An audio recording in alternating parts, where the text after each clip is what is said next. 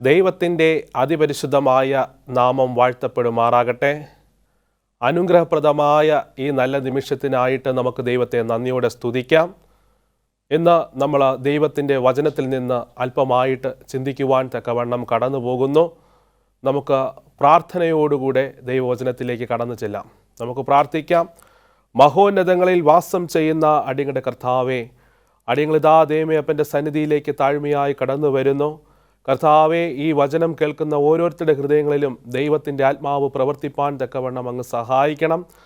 ദൈവമേ, അങ്ങ് തന്നെ വചനം സംസാരിക്കുമാറാകണമേ നാഥ. മാനവും മഹത്വവും അങ്ങെടുക്കണം. യേശുവിൻ്റെ നാമത്തിൽ തന്നെ ആമേൻ. ഇവിടെ വേദപുസ്തകം നമ്മളോട് സംസാരിക്കുന്നത് വാഗ്ദത്തത്തിൻ്റെ ഒരു കല്ലിനെ കുറിച്ചാണ് നമ്മളോട് സംസാരിക്കുന്നത്. നമ്മൾ വേദപുസ്തകത്തിലുടനീളം നോക്കുമ്പോൾ ഈ കല്ലിൻ്റെ സാന്നിധ്യം നമുക്ക് മനസ്സിലാക്കുവാൻ തക്കവണ്ണം സാധ്യമായി തീരും.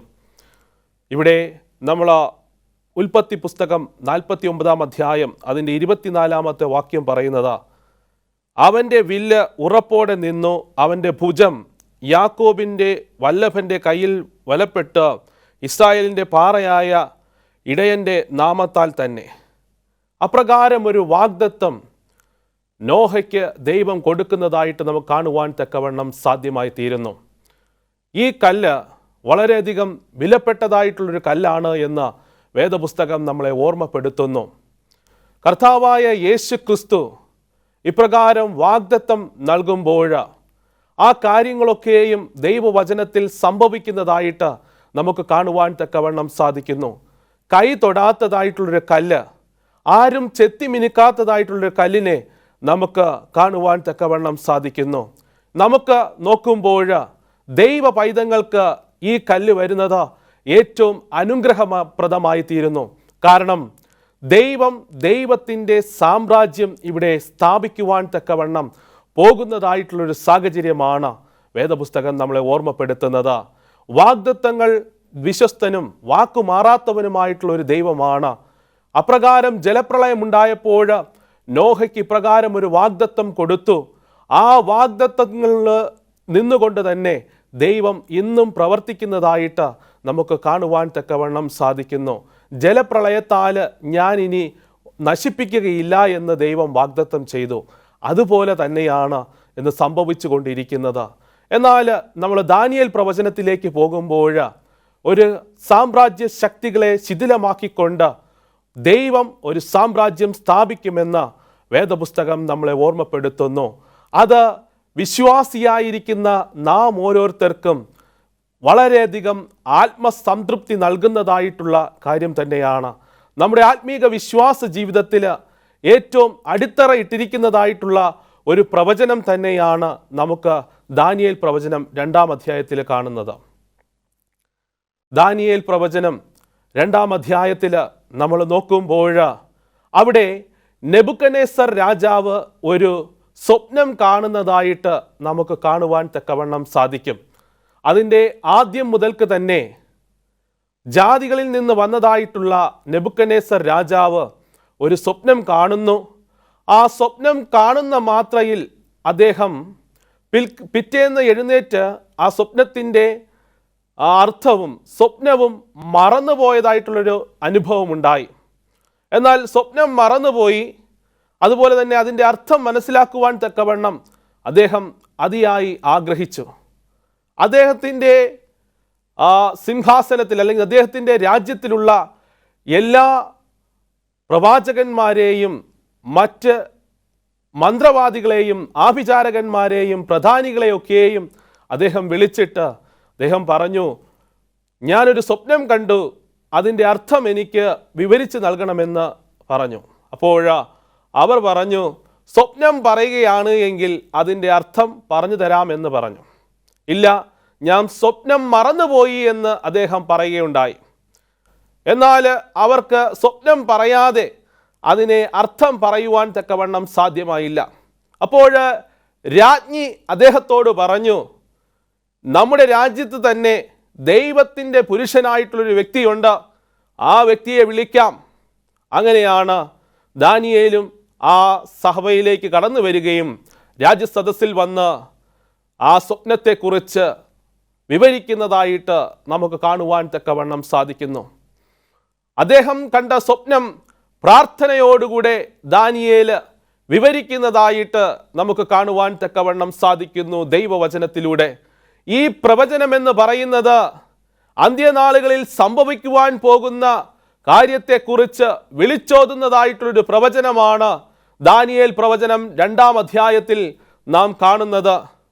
ദാനിയേൽ ദൈവത്തിൻ്റെ അരുളപ്പാടനുസരിച്ച് ഈ നെബൂഖദ്നേസർ രാജാവിനോട് അവിടെ സംസാരിക്കുന്നതായിട്ട് നമുക്ക് കാണുവാൻ തക്കവണ്ണം സാധിക്കുന്നു. ഇവിടെ ദാനിയേൽ പ്രവചനം 2-ാം അധ്യായം അതിൻ്റെ 44-ാമത്തെ വാക്യം പറയുന്നു, ഒരു നാളും നശിച്ചു പോകാത്തതായിട്ടുള്ള ഒരു രാജ്യത്വം സ്ഥാപിക്കാൻ തക്കവണ്ണം പോകുന്നു. ആരാണ് ഈ രാജ്യത്വം സ്ഥാപിക്കുന്നത്? നെബൂഖദ്നേസർ രാജാവ് കണ്ടതായിട്ടുള്ള സ്വപ്നം എന്ന് പറയുന്നത് ഒരു വലിയ ബിംബം, അതിൻ്റെ തല തങ്കം കൊണ്ടുള്ളതാണ്. ആ തങ്കത്തിൻ്റെ അർത്ഥം എന്ന് പറയുന്നത് ബാബിലോണ്യ സാമ്രാജ്യമാണ്. അനേകം വിദേശങ്ങളിൽ നിന്ന്, അനേകം രാജ്യങ്ങളിൽ നിന്ന് യുദ്ധം ചെയ്യുകയും അനേകം കൊള്ള മുതൽ കൊണ്ടുവന്ന ബാബിലോണ്യ സാമ്രാജ്യത്തെ മനോഹരമാക്കിയ നെബൂഖദ്നേസർ രാജാവിൻ്റെ സാമ്രാജ്യത്തെക്കുറിച്ചാണ് ആ തങ്കം നമ്മളോട് സംസാരിക്കുന്നത്. എന്നാൽ അത് കഴിഞ്ഞിട്ട് ആ ബാബിലോണ്യ സാമ്രാജ്യം കഴിഞ്ഞിട്ട് വരുന്നതായിട്ടുള്ള ഒരു രാജ്യത്തെക്കുറിച്ചും അവിടെ സൂചിപ്പിക്കുന്നു. അതിൻ്റെ ആ ബിംബത്തിൻ്റെ നെഞ്ചും കൈഭാഗവും വെള്ളി നിറഞ്ഞതാണ്, വെള്ളിയുടെ കളറാണ് എന്ന് നമുക്ക് കാണുവാൻ തക്കവണ്ണം സാധിക്കുന്നു. അത് മീദോ പേർഷ്യ രാജ്യത്തെക്കുറിച്ചാണ് സൂചിപ്പിക്കുന്നത്. അവിടെ മീദോ പേർഷ്യയും കഴിഞ്ഞിട്ട് അടുത്ത് വരുന്നതായിട്ടുള്ള രാജ്യമെന്ന് പറയുന്നത് ഗ്രീസ് സാമ്രാജ്യമാണ്. അത് അലക്സാണ്ടർ ചക്രവർത്തിയുടെ സാമ്രാജ്യമാണ് എന്ന് നമുക്ക് പറയുവാൻ തക്കവണ്ണം സാധിക്കും. വളരെ വേഗം തന്നെ അദ്ദേഹം ഈ ലോകം മൊത്തവും കീഴടക്കുവാനുള്ള പ്രയാണത്തിൽ, എന്നാൽ ലോകം മൊത്തവും കീഴടക്കിയതായിട്ടുള്ളൊരു രാജാവായിരുന്നു അദ്ദേഹം അവസാനമായിട്ട് തൻ്റെ അന്ത്യശ്വാസത്തിൽ അദ്ദേഹം പറഞ്ഞത് എന്താണ്? എൻ്റെ 2 കൈകളും പുറത്തേക്ക് ഇടണം, ഞാൻ ഇവിടെ നിന്ന് ഒന്നും കൊണ്ടുപോകുന്നില്ല, ഒന്നും തന്നെ കൊണ്ടുവന്നതുമില്ല. അപ്രകാരം അലക്സാണ്ടർ ചക്രവർത്തിയുടെ കാലഘട്ടം കഴിഞ്ഞിട്ട് റോമാ സാമ്രാജ്യം കടന്നു വരുന്നു. ആ റോമാ സാമ്രാജ്യം കടന്നു വരുമ്പോൾ അതിൻ്റെ കാലഘട്ടവും കഴിഞ്ഞിട്ട് റോമാ സാമ്രാജ്യം 10 വിഭിന്ന രാജ്യങ്ങളായിട്ട് മാറുന്നു. അത് നമുക്ക് കാണുവാൻ തക്കവണ്ണം സാധിക്കുന്നു ആ പ്രവചനത്തിലൂടെ. അവസാനം ഈ സാമ്രാജ്യത്തൊക്കെയും തകർത്തുകൊണ്ട് ദൈവത്തിൻ്റെ രാജ്യം ദൈവം അവിടെ സ്ഥാപിക്കുന്നതായിട്ട് നമുക്ക് കാണുവാൻ തക്കവണ്ണം സാധിക്കുന്നു. അതാണ് ദാനിയേൽ പ്രവചനത്തിൽ 2-ാം അധ്യായം അതിൻ്റെ 44-ാമത്തെ വാക്യം പറയുന്നു, ഒരു നാളും നശിച്ചു പോകാത്തതായിട്ടുള്ളൊരു രാജ്യം ഞാൻ അവിടെ സ്ഥാപിക്കുമെന്ന് വേദപുസ്തകം നമ്മളെ ഓർമ്മപ്പെടുത്തുന്നു. എത്ര പേർക്ക് ഈ വചനങ്ങളെ കേട്ടിട്ടുണ്ട്? എത്ര പേര് ഇതിനെ മനസ്സിലാക്കുന്നുണ്ട്? ദൈവത്തിൻ്റെ മാറ്റമില്ലാത്ത വചനം പറയുന്നു, ദൈവം ഇവിടെ വലിയൊരു സാമ്രാജ്യം സ്ഥാപിപ്പാൻ തക്കവണ്ണം പോകുന്നു. പുതിയ ആകാശവും പുതിയ ഭൂമിയും സ്ഥാപിപ്പാൻ തക്കവണ്ണം പോകുന്നു. ആ സാമ്രാജ്യം ഒരിക്കലും നശിച്ചു പോകയില്ല എന്ന് വേദപുസ്തകം നമ്മളെ ഓർമ്മപ്പെടുത്തുന്നു. അവിടെ കൈ തൊടാത്തതായിട്ടുള്ളൊരു കല്ല് കടന്നു വന്ന് ആ ബിംബത്തെയൊക്കെയും തകർത്തിട്ട് ഈ ഭൂമി മൊത്തവും നിറയുന്നതായിട്ടുള്ളൊരു സാഹചര്യത്തെക്കുറിച്ച് വേദപുസ്തകം നമ്മളോട് സംസാരിക്കുന്നു. ആരാണ് ആ കൈ തൊടാത്ത കല്ല്? ആ കൈ തൊടാത്ത കല്ലെന്ന് പറയുന്നത് കർത്താവായ യേശു ക്രിസ്തു തന്നെയാണ്. അവൻ തന്നെയാണ് ആ വാഗ്ദത്ത പാറ എന്ന് പറയുന്നത്. അവൻ തന്നെയാണ് പ്രാഗൽഭനായിട്ടുള്ള ആ കല്ല് എന്ന് പറയുന്നത്. അവൻ തന്നെയാണ് വിലയേറിയ കല്ല് എന്ന് നമുക്ക് മനസ്സിലാക്കുവാൻ തക്കവണ്ണം സാധിക്കുന്നു. ആ പാറയിലേക്ക് നമ്മുടെ ജീവിതങ്ങളെ നാം നൽകുകയാണ് എങ്കിൽ തീർച്ചയായിട്ടും ദൈവകരങ്ങളിൽ നിന്ന് നമുക്ക് അനുഗ്രഹങ്ങളെ പ്രാപിപ്പാൻ തക്കവണ്ണം സാധ്യമായി തീരും. അപ്രകാരം സങ്കീർത്തനങ്ങൾ 61 അതിൻ്റെ 2-ാമത്തെ വാക്യം ഇപ്രകാരം പറയുന്നു: ഞാൻ ഭൂമിയുടെ അറ്റത്ത് നിന്ന് നിന്നെ വിളിച്ചപേക്ഷിക്കും, എനിക്ക് അത്യുന്നതമായ പാറയെങ്കിലേക്ക് എന്നെ നടത്തേണമേ. ഞാൻ ഭൂമിയുടെ അറ്റത്ത് നിന്ന് നിന്നെ വിളിച്ചപേക്ഷിക്കുമ്പോൾ ഉത്തരമരുളുവാൻ തക്കവണ്ണം ദൈവത്തിന് സാധ്യമായി തീരും. ആ പാറയെന്ന് പറയുന്നത് നാം ക്ഷീണിക്കുമ്പോൾ നമുക്ക് ജീവജല നദി ഒരുക്കുന്നതായിട്ടുള്ളൊരു പാറയാണ്. അത് മറ്റാരുമല്ല, കർത്താവായ യേശു ക്രിസ്തുവാണ്. ആ യേശു ക്രിസ്തുവിൻ്റെ അരികിലേക്ക് നീ കടന്നു വരികയാണ് എങ്കിൽ തീർച്ചയായിട്ടും നിന്റെ ജീവിതത്തിൽ നിനക്ക് നന്മ അനുഭവിപ്പാൻ തക്കവണ്ണം സാധിക്കും. തീർച്ചയായിട്ടും ഈ സാമ്രാജ്യ ശക്തികളൊക്കെ പോയപ്പോൾ അവിടെ ദൈവം ആ വലിയൊരു സാമ്രാജ്യം ഒരുക്കുമ്പോൾ ആ സാമ്രാജ്യത്തിൽ നിനക്ക് പങ്കാളിയായി തീരുവാൻ തക്കവണ്ണം സാധ്യമായി തീരും. ഇന്ന് റോമാ സാമ്രാജ്യം കഴിഞ്ഞതിന് ശേഷം റോമാ സാമ്രാജ്യം 10 വിഭിന്ന രാഷ്ട്രങ്ങളായിട്ട് മാറിയിരിക്കുന്നു. അവിടെ പ്രവചനം പറയുന്നത് പോലെ ഇരുമ്പും കളിമണ്ണും എപ്രകാരമാണോ ചേരാതിരിക്കുന്നത് അപ്രകാരം തന്നെ ഇന്നും അവർ നിലനിൽക്കുന്നതായിട്ട് നമുക്ക് കാണുവാൻ തക്കവണ്ണം സാധിക്കുന്നു. എപ്രകാരമാണോ ദൈവത്തിൻ്റെ മാറ്റമില്ലാത്ത വചനം പറയുന്നത് അതുപോലെ തന്നെയാണ് ഇന്ന് ഈ ലോകത്തിൻ്റെ പോക്കും എന്ന് മനസ്സിലാക്കുവാൻ തക്കവണ്ണം സാധിക്കുന്നു. അപ്രകാരം നമ്മുടെ ജീവിതങ്ങളെ നാം കർത്താവായ യേശു ക്രിസ്തുവിൽ സമർപ്പിക്കുകയാണ് എങ്കിൽ പൂർണ്ണമായിട്ടും അവൻ നമ്മെ വിടുവിക്കും. ദൈവ വചനത്തിൽ നാം വിശ്വസിച്ചുകൊണ്ട് മുന്നോട്ട് പോകുകയാണ് എങ്കിൽ തീർച്ചയായിട്ടും നമുക്ക് അനുഗ്രഹങ്ങളെ പ്രാപിപ്പാൻ തക്കവണ്ണം സാധിക്കും. നമ്മുടെ ജീവിതങ്ങൾ എത്രത്തോളം വ്യർത്ഥമായി പോയിരുന്നാലും, നമ്മുടെ ജീവിതങ്ങൾ എത്രമാത്രം അപകടകരമായിട്ടുള്ള രീതിയിൽ മുന്നോട്ട് പോയിരുന്നാലും, നമ്മുടെ ജീവിതങ്ങൾ എത്രമാത്രം താറുമാറായി പോയിരുന്നാലും നമ്മെ ശരിയാക്കുന്ന, നമ്മെ കരുതുന്ന, നമ്മെ വിളിച്ച് വേർതിരിച്ച് അവൻ്റെ സ്വർഗരാജ്യത്തിലേക്ക് ഒരുക്കുന്ന ഒരു ദൈവമുണ്ട്. നമ്മുടെ വാഗ്ദത്ത പാറ അത് കർത്താവായ യേശു ക്രിസ്തുവാണ്.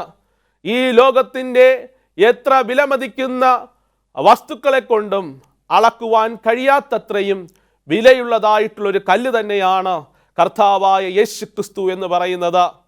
നമ്മുടെ ആ രാജ്യത്തിൽ, നമുക്ക് ദൈവം ഒരുക്കുന്നതായിട്ടുള്ള രാജ്യത്തിൽ വിശുദ്ധന്മാരോടൊപ്പം ഒരുമിച്ച് പോകുവാനുള്ള ഒരു മനോഭാവം നമ്മുടെ ജീവിതത്തിൽ നാം ഉണ്ടാക്കിയെടുക്കണം.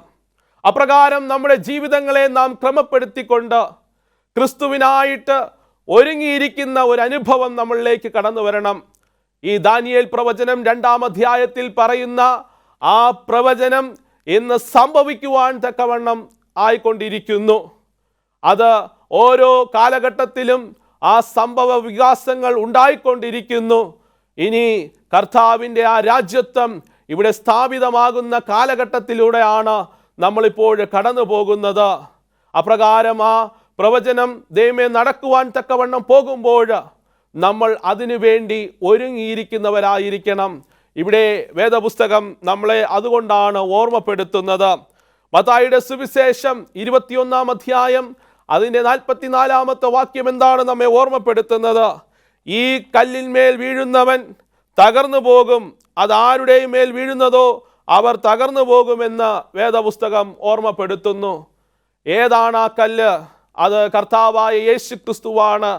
ആ പാറയിന്മേൽ നാം വീഴുകയാണ് എങ്കിൽ നമ്മുടെ സ്വഭാവങ്ങൾക്ക് ഒരു മാറ്റമുണ്ടാകും, നമ്മുടെ ജീവിത രീതികൾക്കൊരു മാറ്റമുണ്ടാകും, നമ്മുടെ അനുഭവങ്ങൾക്ക് മാറ്റമുണ്ടാകും. നമ്മുടെ ജീവിത രീതികൾക്കൊരു മാറ്റമുണ്ടായി നാം ദൈവത്തിൻ്റെ കരങ്ങളിലേക്ക് തന്നെ സുരക്ഷിതമായി ഇരിക്കുന്നതായിട്ടുള്ളൊരു സാഹചര്യം ഉണ്ടാകും. നമ്മുടെ ജീവിത രീതികൾക്ക് ഒരു മാറ്റമുണ്ടാകും.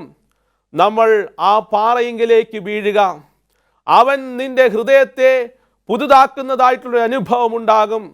കഠിനപ്പെട്ട് കിടക്കുന്ന, ആരോടും അലിവില്ലാത്ത ഒരു മനസ്സിനുടമയാണ് എങ്കിൽ അവൻ നിന്നെ കരുണയുടെ പാതയിലേക്ക് നയിച്ച് അവൻ നിന്റെ സ്വഭാവത്തിലൊരു മാറ്റമുണ്ടാക്കും.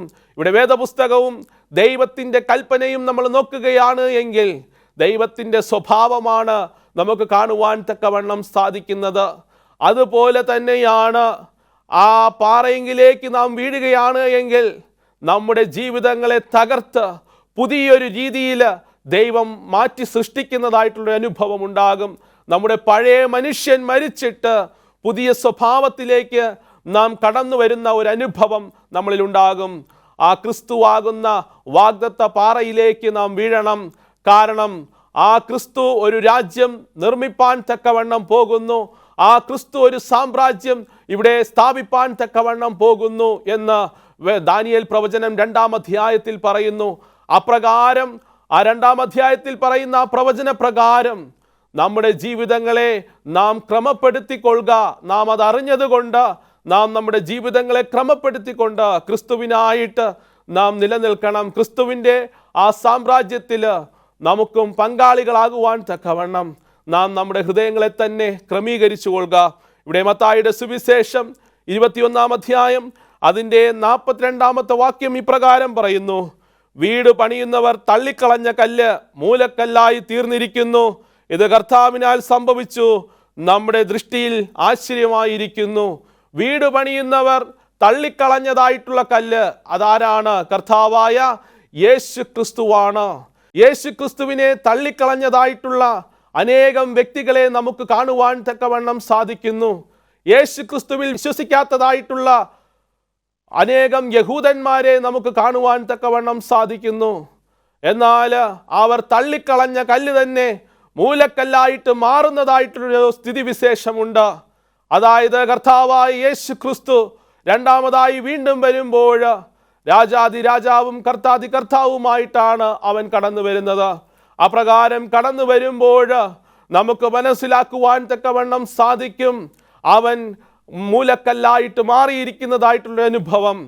കർത്താവായ യേശു ക്രിസ്തു നമ്മുടെ വിശ്വാസ ജീവിതത്തിൽ നമ്മുടെ മൂലക്കല്ലായി മാറുകയാണ് എങ്കിൽ തീർച്ചയായിട്ടും ആത്മീക പാറയിൽ നിന്ന് നമുക്ക് വേണ്ടുവോളം ജീവജലം നദി കുടിക്കുവാൻ തക്കവണ്ണം സാധ്യമായി തീരും. അപ്രകാരം കർത്താവായ യേശു ക്രിസ്തു തന്നെ നമ്മുടെ വിശ്വാസ ജീവിതത്തിൻ്റെ മൂലക്കല്ലായിരിക്കട്ടെ. കർത്താവായ യേശു ക്രിസ്തു തന്നെ ആ പാറയെന്ന് നമ്മൾ മനസ്സിലാക്കിക്കൊണ്ട് നമ്മുടെ ജീവിതങ്ങളെ നാം ക്രമപ്പെടുത്തുക. അപ്രകാരം ദൈവം ഒരു സാമ്രാജ്യം ഒരുക്കുവാൻ തക്കവണ്ണം പോകുന്നു. അപ്രകാരം ആ സാമ്രാജ്യത്തിന് നമ്മളും ആ പങ്കാളികളാകുവാൻ തക്കവണ്ണം, നമ്മളും ആ ദൈവസന്നിധിയിൽ ആയിരിക്കാൻ തക്കവണ്ണം, നമ്മളും വിശുദ്ധന്മാരുടെ കൂട്ടത്തിൽ ആയിരിക്കാൻ തക്കവണ്ണം നമ്മുടെ ജീവിതങ്ങളെ ക്രമപ്പെടുത്തുക.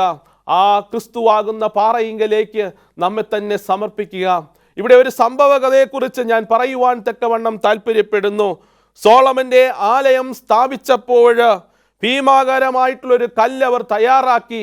എന്നാൽ ആ കല്ല് ഉപയോഗിക്കുവാൻ കഴിയാതെ അവർ അതിനെ മാറ്റിയിട്ടു. അത് സൂര്യൻ്റെ വെയിലും അതുപോലെ തന്നെ കാറ്റ് ഒക്കെയും അടിച്ച് അതവിടെ തന്നെ കിടന്നു. അവർ കാണുമ്പോഴൊക്കെയും ആ കല്ലിനെ നോക്കിയിട്ട് അവർ പറയുമായിരുന്നു, ഈ കല്ല് ഉപയോഗശൂന്യമായി കിടക്കുന്നല്ലോ, ഈ കല്ല് ഈ സ്ഥലം കൂടെ ഉപയോഗശൂന്യമാക്കുന്നല്ലോ എന്നൊക്കെയും പറയുമായിരുന്നു. എന്നാൽ അവർ പണിത്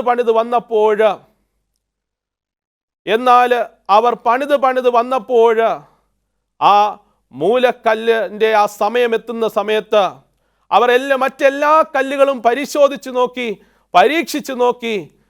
പക്ഷേ അതൊന്നും സ്യൂട്ടബിൾ ആയിട്ടില്ല. അതൊന്നും അതിന് മൂലയ്ക്ക് കണക്കായിട്ട് വരുന്നില്ല. അങ്ങനെ അവർ വളരെയധികം ഭാരപ്പെട്ട് ഇരിക്കുന്ന സമയത്ത് ഈ കല്ല് അവരുടെ ശ്രദ്ധയിൽപ്പെട്ടു. അവർ അതിനെ പരിശോധിച്ചു നോക്കി. അവർ അതിനെ വിവേകത്തോടുകൂടെ അതിനെ പരീക്ഷിച്ചു നോക്കി. എല്ലാ പരീക്ഷയിലും ആ കല്ല് അത് പരീക്ഷ വിജയിക്കുന്നതായിട്ട് കാണുവാൻ തക്കവണ്ണം സാധിച്ചു. അവർ പരിശോധിച്ചപ്പോൾ ആ ടെസ്റ്റുകളൊക്കെയും അത് വിജയിച്ചു. അവസാനം ആ കല്ലിനെ അവർ മൂലക്കല്ലാക്കി. അതുപോലെ തന്നെ കർത്താവായ യേശു ക്രിസ്തുവിനെ തള്ളിക്കളഞ്ഞവരുടെ അനുഭവവും അപ്രകാരം തന്നെയായിരിക്കും. ആ കല്ല് വിശ്വാസ ജീവിതത്തിൽ മൂലക്കല്ലാക്കുന്നവർക്ക് തീർച്ചയായിട്ടും സ്വർഗരാജ്യത്തിൽ ആ അനുഗ്രഹങ്ങളെ പ്രാപിപ്പാൻ തക്കവണ്ണം സാധ്യമായി തീരും. ഈ കല്ലുകൾ നമ്മൾ ഓർത്തുകൊള്ളണം. നമ്മുടെ ജീവിതത്തിൽ ക്രിസ്തു എന്ന് പറയുന്നത് വിലമതിക്കാനാകാത്തതായിട്ടുള്ള ഒരു കല്ല് തന്നെയാണ്. ക്രിസ്തു എന്ന് പറയുന്നത് നമ്മുടെ ആത്മീക പാറ തന്നെയാണ്. ആ ക്രിസ്തു രാജ്യത്വം സാമ്രാജ്യത്വം സ്ഥാപിപ്പാൻ തക്കവണ്ണം പോകുമ്പോൾ ആ സാമ്രാജ്യത്തിൽ നമ്മളും ഒരു പങ്കാളികളായിരിക്കാൻ തക്കവണ്ണം ഇപ്പോഴേ നമ്മുടെ ജീവിതങ്ങളെ ദൈവത്തിനു വേണ്ടി സമർപ്പിക്കുക. ഇപ്പോഴേ നമ്മുടെ ജീവിതങ്ങളെ ദൈവരാജ്യത്തിനു വേണ്ടി ഒരുക്കുക. അപ്രകാരമായിരിക്കുമ്പോൾ ദൈവം നമ്മെ കരുതും, ദൈവം നമ്മെ പരിപാലിക്കുമെന്ന വേദപുസ്തകം നമ്മളെ ഓർമ്മപ്പെടുത്തുന്നു. ഇവിടെ നമ്മൾ നോക്കുമ്പോൾ നെബൂഖദ്നേസർ രാജാവ് ആ സ്വപ്നമൊക്കെയും മനസ്സിലാക്കിയപ്പോൾ ദൈവത്തിൻ്റെ അരുളപ്പാടാണെന്ന്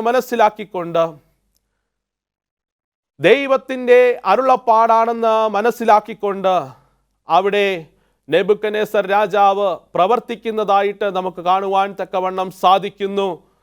ദൈവവചനം പറയുന്നു, ആ സാമ്രാജ്യം ദൈവം സ്ഥാപിക്കുക തന്നെ ചെയ്യും. നമ്മൾ ഉൽപ്പത്തി മുതൽ വെളിപ്പാട് വരെ വായിക്കുമ്പോൾ, വെളിപ്പാട് പ്രവചനങ്ങളെ നോക്കുമ്പോൾ ഓരോ സംഭവ വികാസങ്ങൾ ഇപ്രകാരം സംഭവിച്ചു കൊണ്ടിരിക്കുന്നു. മത്തായിയുടെ സുവിശേഷം 24-ാം അധ്യായത്തിലേക്ക് നമ്മൾ കടന്നു ചെല്ലുമ്പോൾ ആ അധ്യായത്തിലുടനീളം ദൈവത്തിൻ്റെ വരവിന് മുമ്പായിട്ട് സംഭവിക്കേണ്ട സംഭവ വികാസങ്ങളെക്കുറിച്ച് നമ്മളോട് സംസാരിക്കുന്നു. ആ സംഭവങ്ങളൊക്കെയും ആ സൂചനകളൊക്കെയും ഇന്ന് ഭൂമിയിൽ സംഭവിച്ചു കൊണ്ടിരിക്കുന്നു. ദൈവത്തിൻ്റെ വരവ് അതിവേഗത്തിലായിരിക്കുന്നു. ഓരോ സൂചനകളും അവിടെ സംഭവിക്കുന്നതായിട്ട് നമുക്ക് കാണുവാൻ തക്കവണ്ണം സാധിക്കുന്നു. അതുകൊണ്ട് തന്നെ നമ്മൾ പറയുവാൻ തക്കവണ്ണം സാധിക്കും, ദൈവത്തിൻ്റെ മാറ്റമില്ലാത്ത ആ രാജ്യം സ്ഥാപിപ്പാൻ തക്കവണ്ണം പോകുന്നു. ദൈവവചനം പറയുന്നത് പോലെ ദൈവത്തിൻ്റെ സാമ്രാജ്യം ദൈവം സ്ഥാപിപ്പാൻ തക്കവണ്ണം പോകുന്നു. ആ കാലഘട്ടങ്ങൾ ഓരോന്ന് കഴിഞ്ഞപ്പോൾ എല്ലാ സാമ്രാജ്യങ്ങളും ശിഥിലമായതുപോലെ ശിഥിലമാക്കപ്പെടുന്ന ഒരു സാമ്രാജ്യമല്ല ദൈവം സ്ഥാപിക്കുന്നത്. ദൈവം സ്ഥാപിക്കുന്നത് എന്നേക്കും നിലനിൽക്കുന്നതായിട്ടുള്ള ഒരു സാമ്രാജ്യമാണ്. ദൈവം സ്ഥാപിക്കുവാൻ തക്കവണ്ണം പോകുന്നത് ദൈവത്തിൻ്റെ രാജ്യമാണ്. അവിടെ ശാന്തിയും സമാധാനവും നിലനിൽക്കുന്നതായിട്ടുള്ള ഒരു രാജ്യമാണ് ദൈവം സ്ഥാപിപ്പാൻ തക്കവണ്ണം പോകുന്നത്.